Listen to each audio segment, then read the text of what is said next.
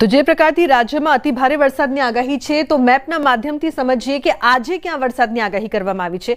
આજ માટેની જે આગાહી કરવામાં આવી છે તેમાં ડાંગ, દાદરાનગર હવેલી, વલસાડ અને નવસારીમાં આજે ભારે વરસાદ થઈ શકે છે। બીજી તરફ ભાવનગર માટે પણ આગાહી કરવામાં આવી છે।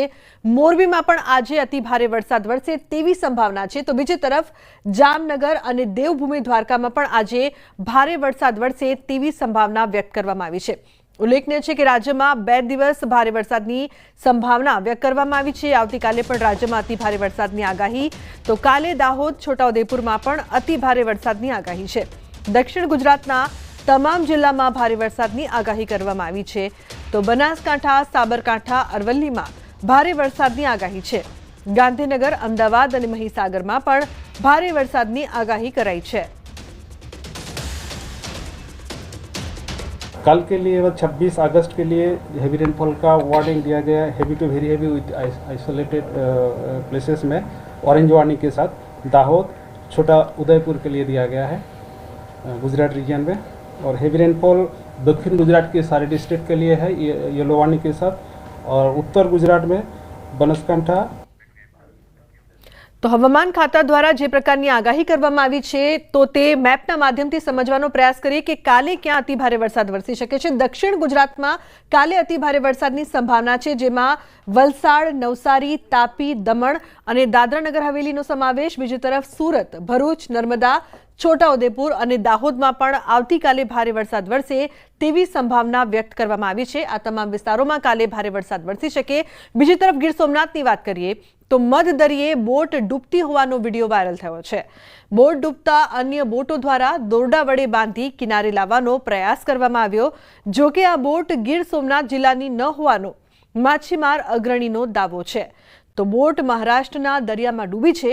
બોટ ક્યાંની છે તેની હજુ સુધી કોઈ જાણકારી બહાર નથી આવી।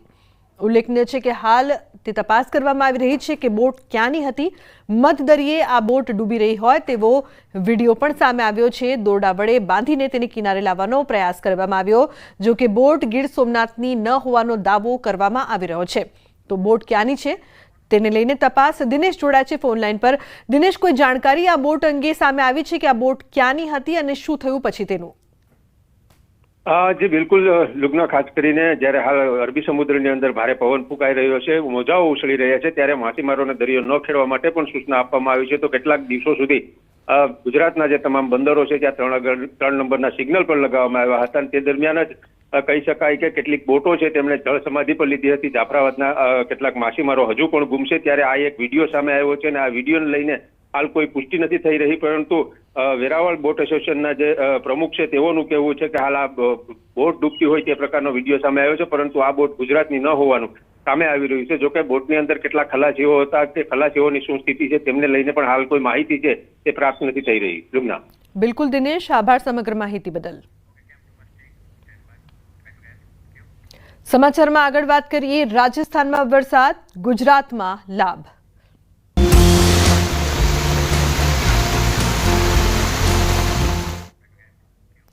ઉપરવાસમાં થયેલા ભારે વરસાદના કારણે મહેસાણાના ધરોઈ ડેમમાં પાણીની આવકમાં સતત વધારો થઈ રહ્યો છે। હાલમાં ડેમમાં 1,31,691 ક્યુસેક પાણીની આવક નોંધાઈ છે। ડેમનું રૂલ લેવલ જાળવી રાખવા માટે ડેમના 8 દરવાજા 10 ફૂટ સુધી ખોલી સાબરમતી નદીમાં 1,07,000 ક્યુસેક પાણી છોડવામાં આવ્યું છે। ડેમમાંથી પાણી છોડવામાં આવતા સાબરમતી નદીના જળસ્તરમાં વધારો થવાની શક્યતાઓ છે। તો સાબરકાંઠા, મહેસાણા, ગાંધીનગર, અમદાવાદ અને ખેડા જિલ્લાના નદી કાંઠાના ગામોને સાવચેત રહેવા માટે સૂચના અપાઈ છે। ડેમની અંદર જે ઇનફ્લો કરો એ 1,31,000 નોંધાયેલો હતો, જેની સામે હાલમાં 1,07,000 ક્યુસેક આપણે નદીની અંદર 8 દરવાજા ઓપન કરીને છોડી રહ્યા છે। આપણે સાબરમતી નદીની અંદર ધરોઈથી હેઠવાસમાં અમદાવાદ સુધીના તમામ વિસ્તારની અંદર એલર્ટ કરવામાં આવેલા છે। તો રાજસ્થાનમાં વરસાદ અને ગુજરાતને ફાયદો। રાજસ્થાનમાં ભારે વરસાદ બાદ અમદાવાદ સુધી તેની અસર। બનાસકાંઠા, સાબરકાંઠાની નદીઓમાં આવક જોવા મળી રહી છે। મહેસાણાના ધરોઈ ડેમથી પાણી છોડાતા સાબરમતીમાં આવક થઈ છે। અમદાવાદની સાબરમતી નદીમાં પણ પાણીની આવક। સિઝનમાં પહેલીવાર સાબરમતી નદીમાં ભારે આવક નોંધાઈ છે। આપની ટીવી સ્ક્રીન પર જોવાતા આ 4 દ્રશ્યો જ ઉત્તરથી મધ્ય ગુજરાત સુધીનો ચિતાર આપી રહ્યા છે। રાજસ્થાનમાં વરસાદ બાદ બનાસકાંઠા ઉપરાંત સાબરકાંઠાની નદીમાં આવક છે, તો મહેસાણાના ધરોઈ ડેમમાં પાણી આવતા સાબરમતી નદીમાં પાણી છોડવું પડ્યું અને અસર અમદાવાદ સુધી થઈ છે. એટલું જ નહીં, સાબરમતી સિઝનમાં પહેલીવાર રૌદ્ર સ્વરૂપે જોવા મળી છે અને વાસણા બેરેજના દરવાજા ખોલવા પડ્યા છે. તો સાબરકાંઠા, મહેસાણા, અમદાવાદથી દ્રશ્યો ઉત્તરથી મધ્ય ગુજરાત સુધી ફાયદો થઈ રહ્યો છે. નદીમાં પાણીની આવક વધી છે.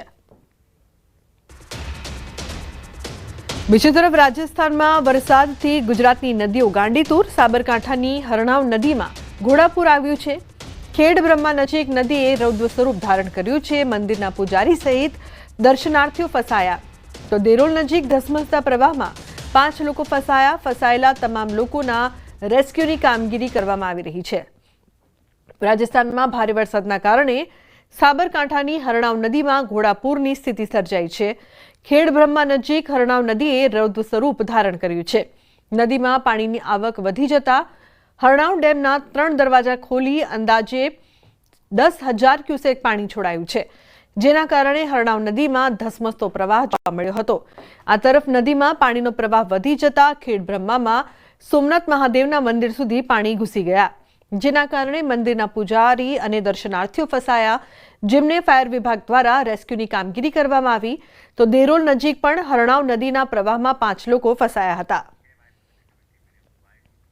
બીજી તરફ સાબરકાંઠાની વાત કરીએ તો ખેડબ્રહ્માની હરણાવ નદી બની રૌદ્ર. નદીમાં પાણીની ભારે આવકને લઈને પૂજારી અને ભક્તો ફસાયા. સોમનાથ મંદિરના પૂજારી અને દર્શન કરવા આવેલા પાણીમાં ફસાયા. ખેડબ્રહ્મા નગરપાલિકાની ફાયર ટીમે બચાવ કામગીરી હાથ ધરી. તમામ લોકોને સલામત રીતે બહાર નીકાળવામાં આવ્યા હતા. ખેડબ્રહ્માના દેરોલ પાસે નદીના પ્રવાહમાં 5 થી વધુ લોકો ફસાયા. ફાયરની ટીમ પહોંચી બચાવ કામગીરી કરવામાં આવી.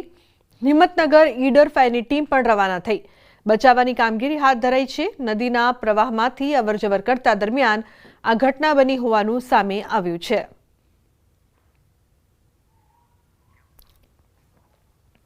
તો ખેડબ્રહ્મા નજીકથી પસાર થતી હરણાવ નદીમાં ઘોડાપૂરની સ્થિતિ. હરણાવ નદીમાં પૂરના પાણીનો ધસમસતો પ્રવાહ વધ્યો. હરણાવ ડેમના 3 દરવાજા ખોલી નદીમાં પાણી છોડાયું છે. અંદાજે 10,000 ક્યુસેક કરતાં વધુ પાણી છોડાયું છે. નદીમાં ઉપરવાસ. રાજસ્થાનમાં પણ ભારે વરસાદને લઈને નદીમાં પૂરની સ્થિતિ જોવા મળી રહી છે.